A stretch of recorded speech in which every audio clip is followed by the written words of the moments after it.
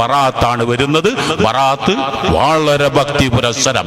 3 യാസീന് അസ്റിന്റെ മഗ്രിബിന്റെ ഇടയിൽ ഓതുക, ഇശാന്റെ മഗ്രിബിന്റെ ഇടയിൽ 3 യാസീൻ ഓതുക. ഇതൊക്കെ പണ്ട് പൂർവികർ ശീലിപ്പിച്ച. എന്റെ കുട്ടിക്കാലം തൊട്ട് ഞാൻ ഈ 6 യാസീൻ ഓതാത്ത ഒരൊറ്റ കൊല്ലും എന്റെ ജീവിതത്തിൽ കഴിഞ്ഞു പോയിട്ടില്ല.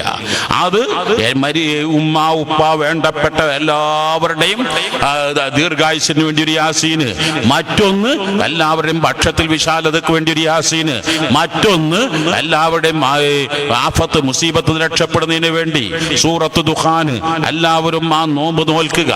അങ്ങനെ റമളാനാണ് അടുത്ത് വരാനിരിക്കുന്നത്.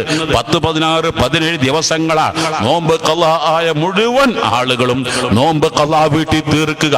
ഇല്ല എങ്കിൽ ഒരു കൊല്ലവും കൂടി കഴിഞ്ഞാൽ ഒരു നോമ്പിന് 800 മില്ലി അരി നിങ്ങൾക്ക് നിർബന്ധമാകും.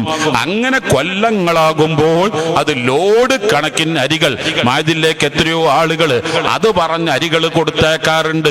ഇത് കഫാറത്തിന്റെ മുദ്ദാണ്, അതാർക്കെങ്കിലും ധർമ്മം ചെയ്യണമെന്ന് പറഞ്ഞുകൊണ്ട്. അപ്പൊ അതൊക്കെ കൂട്ടി നോക്കിയാൽ അപ്പൊ ഖളായ നോമ്പുള്ളവരെല്ലാം ഖളാ വീട്ടണം. അതിലുപരി ഹക്കടപാടുകളെല്ലാം തീർക്കണം, മാന്യമായി ജീവിക്കണം. വളരെ വേദനയോടുകൂടെ ഇതിന്റെ മുൻനിരയിൽ ഉണ്ടായിരുന്ന മനക്കൽ ബാപ്പു ഹാജി മറക്കാൻ കഴിയില്ല. അർഹമുർ റഹീമായ അല്ലാഹ് അദ്ദേഹത്തിന്റെ ഖബർ സ്വർഗമാക്കണേ അല്ലാഹ്.